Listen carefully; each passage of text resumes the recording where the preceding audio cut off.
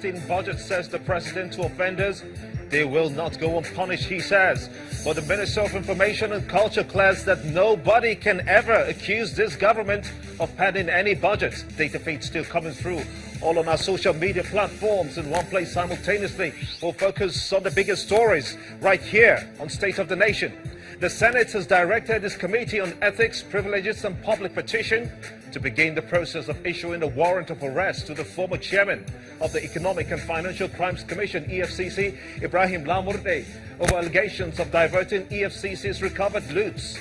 In a moment, we'll be speaking to the spokesperson of the EFCC, Wilson Uwajuren. He joins us to understand the issues and the arrests it has made so far in the government's war on corruption.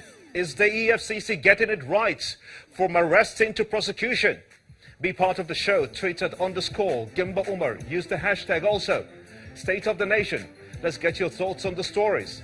The President Muhammad Buhari says that he would welcome support from the Organization of Islamic Cooperation, the OIC, in ongoing efforts to rehabilitate parts of the country affected by the Boko Haram insurgency in the ravaged states of Borno, Yobe and Adamawa. Does Nigeria need the support of the IOC, though, in rehabilitating the Northeast? What will the IOC get in return if the proposition, of course, scales through? System Specs nets 25 billion naira through Treasury's single account, says the Senate. It wants the contract ended, ordering the CBN to comply.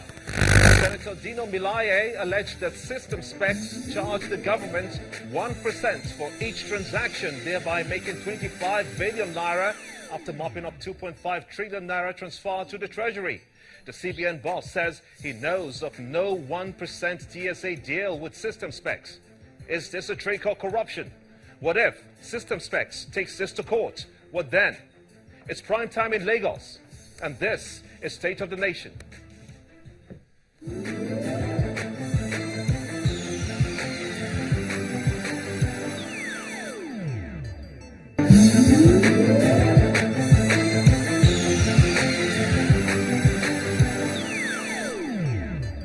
Welcome everyone in Nigeria and the rest of the world. I am Gimba Omar, and this is State of the Nation.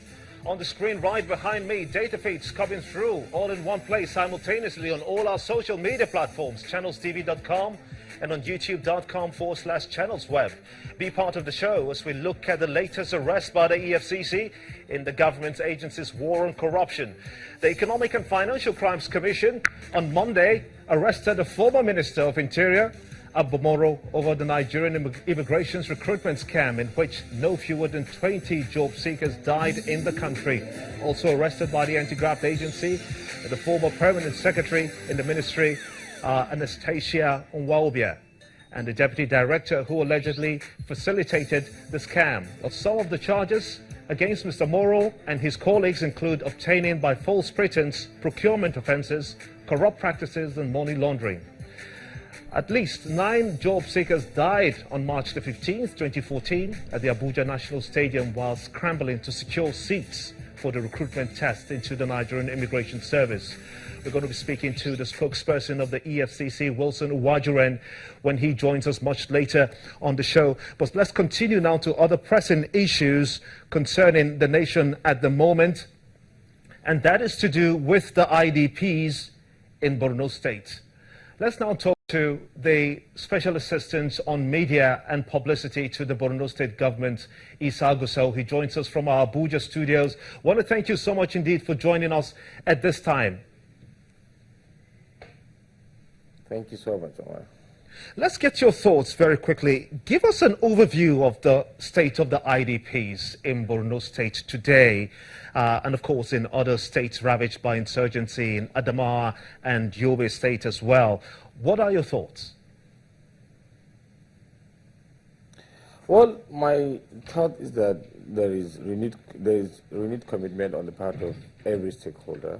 I speak for the governor of Borno State. I don't know what is happening in Adamawa and Yobe, but from the feelers that I receive, I know that the governments are all committed towards the welfare of IDPs, because the fact of the matter is that the welfare of IDPs is top on the agenda at the moment. The president is committed to it, so naturally every governor that wants to be at peace with the presidency would have nothing to do than to be committed to it, even if they are not committed to it as a matter of responsibility.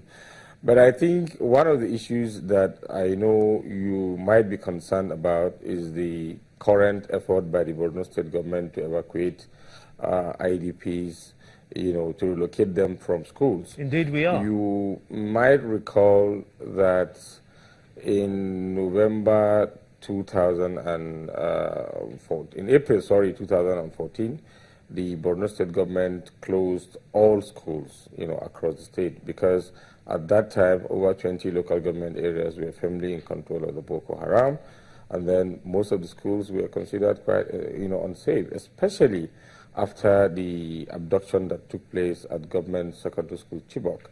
But with stability that we now have, the governor ordered that schools should be opened, on 11th of November 2015. But this was mainly for day secondary schools, and primary schools.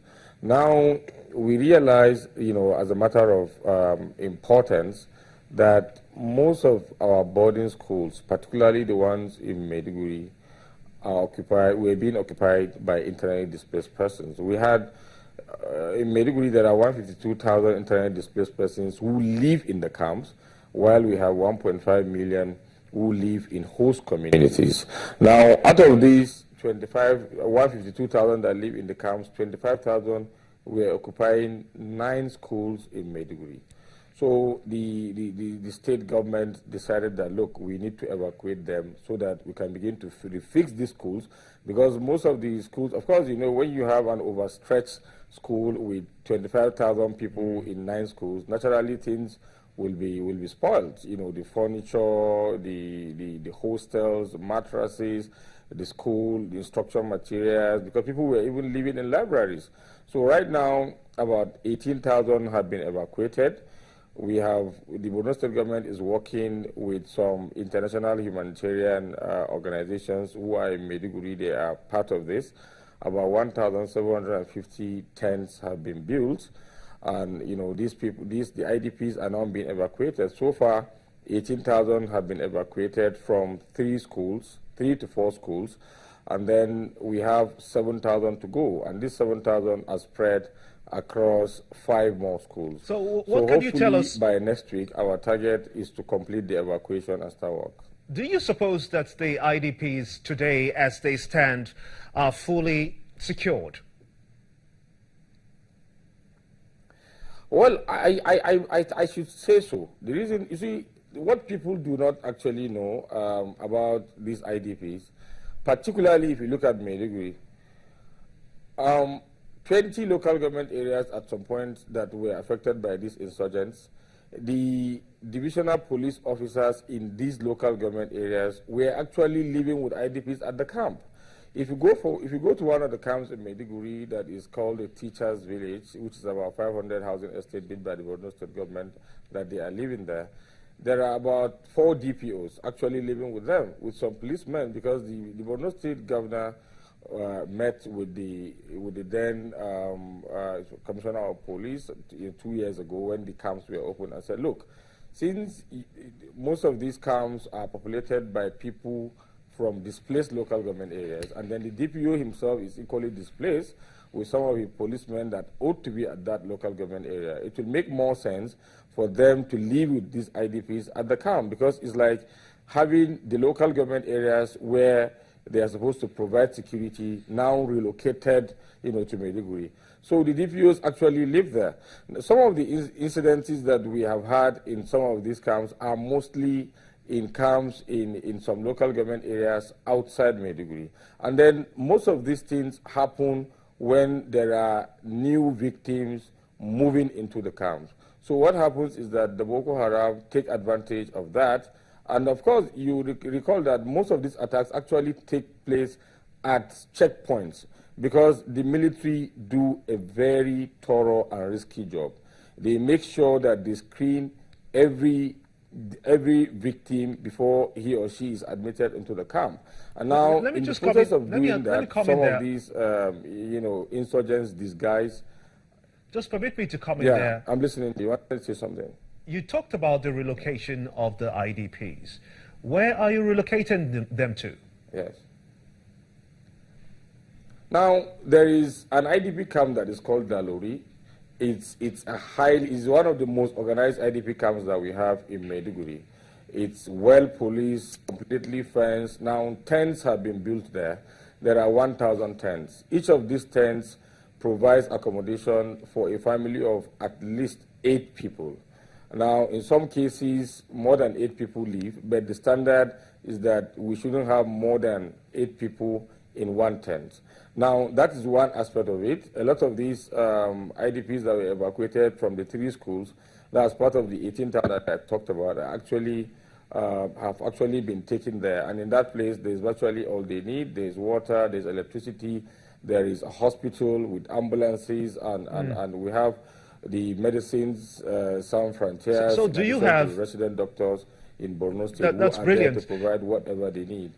Do you have in place security apparatus with the government forces, for instance, in the relocation process to protect the IDPs in this whole process, and of course, the children when they are getting back to school? No, absolutely, absolutely. Every step taken by the Borno State government is actually being taken in collaboration with the military, and the National Emergency Management Agency, and the youth volunteers and everyone.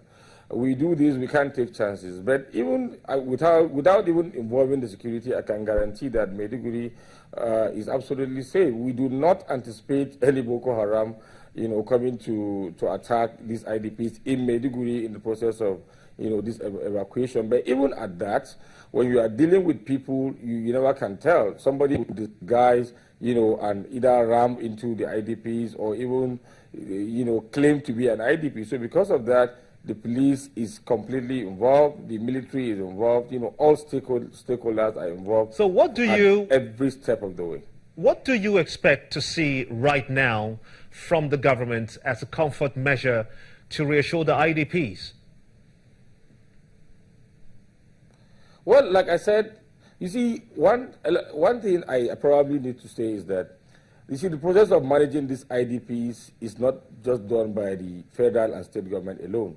There are so many stakeholders. If you go to Maiduguri, if you go to some hotels in Maiduguri, you probably think you are in Europe because you are going to see a lot of foreigners who are in Borno, to help the Borno state government.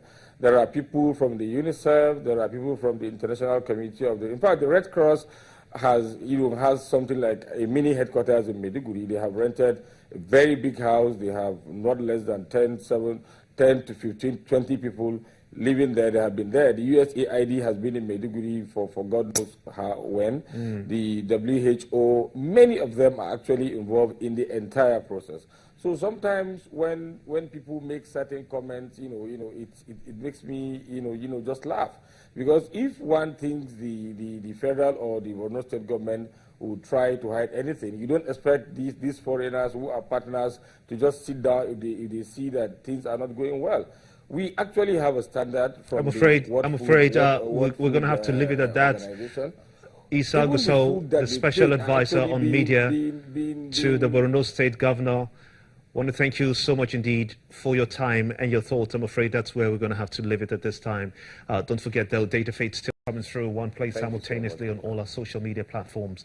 Be part of the show, and you can tweet using @_Gimba Umar, and of course the hashtag State of the Nation as well. Your thoughts. And when we return, there will be more on the relocation of the IDPs. We'll look at the form and different focal points of this. Major General Nicholas Rogers, the Director, Civil Relations of the Nigerian Army, joins me much later on the show, and we'll be also looking at the welfare of the Nigerian soldiers. Join us again.